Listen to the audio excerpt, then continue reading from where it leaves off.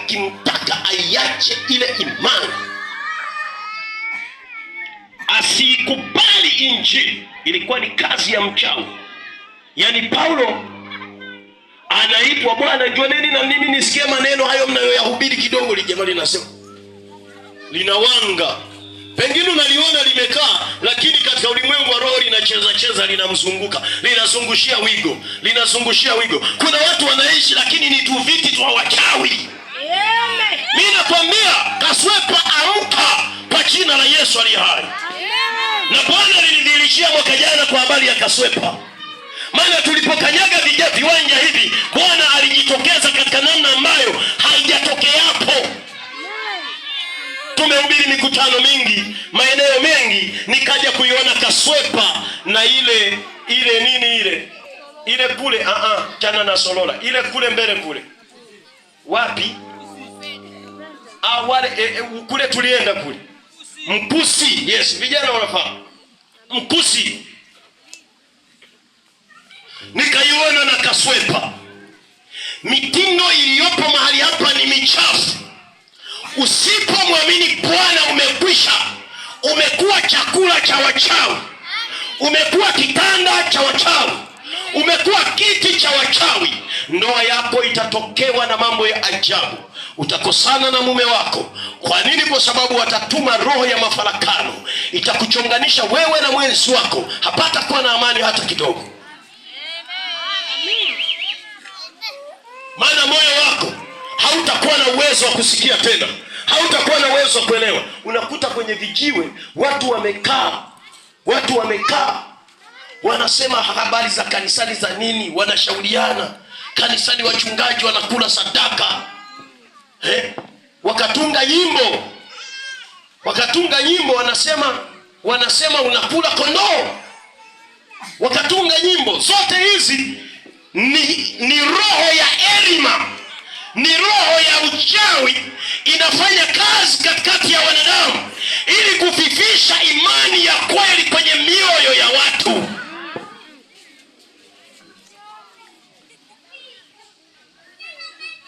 Mimi nawaambia watu wa Kaswepa, nawaambia mpendeni Bwana Mungu, mtafuteni na kumwabudu yeye peke yake, naye atakuwa msaada kwenye maisha yenu. Inawezekana unapita kwenye changamoto za namna hiyo. Inawezekana maji ya kichawi yamekugarikisha. Inawezekana unapitia maisha magumu na ya ajabu mno. Lakini Mungu aliyebebwa na Paulo wakati ule, Mungu aliyempa Paulo ujasiri wa kuikemea roho ndani ya Elima, ndiye Mungu anayenena katika viwanja hivi. Na ndiye Mungu aliyetupa neema na kibali cha kukanyaga mahali hapa ili tukuletee habari ya wokovu, habari ya Injili. Nisikilize nikwambie, Mungu wangu anakupenda mno. Mungu wangu haangalii aina gani ya vifungo umefungwa. Mungu haangalii aina ya minyororo iliyowekwa kwenye maisha yako. Haangalii aina ya mitego aliyoiandaa mbele yako.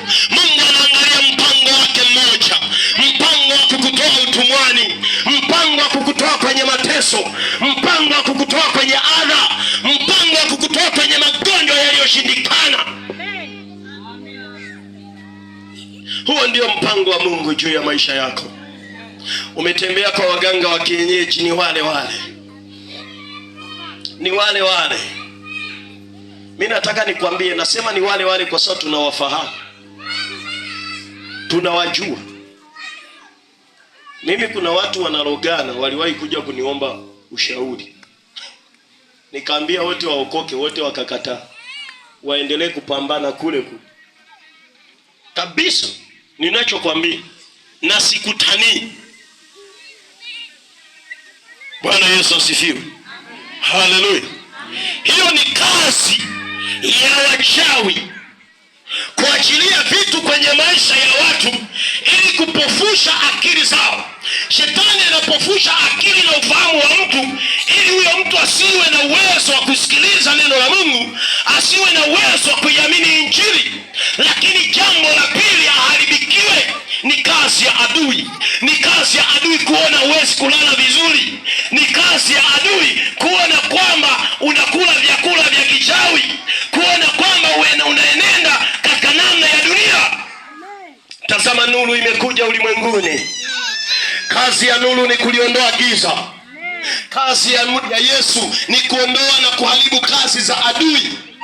Yesu yuko mahali hapa ili kuzikata kamba za kichawi, ili kuzikata kamba za mateso, ili kuzikata kamba za uharibifu, ili kuwatoa watu kwenye magereza, ili kuwatoa watu kwenye majalala. Watu wamechanganyikiwa na maisha, watu wamekuwa wakiharibikiwa, maisha yao yamekosa furaha, wamekosa amani, matumaini kwao yamepotea. Lakini nataka nikwambie jioni ya leo, nataka nikwambie majira haya ya kwamba kila tumaini lililopotea kwako litarejeshwa upya. Mungu atakuinua tena, Mungu atakutegemeza mara ya pili, Mungu atakupa nguvu mpya, Mungu atakupa nguvu ya kuendelea mbele. Amen.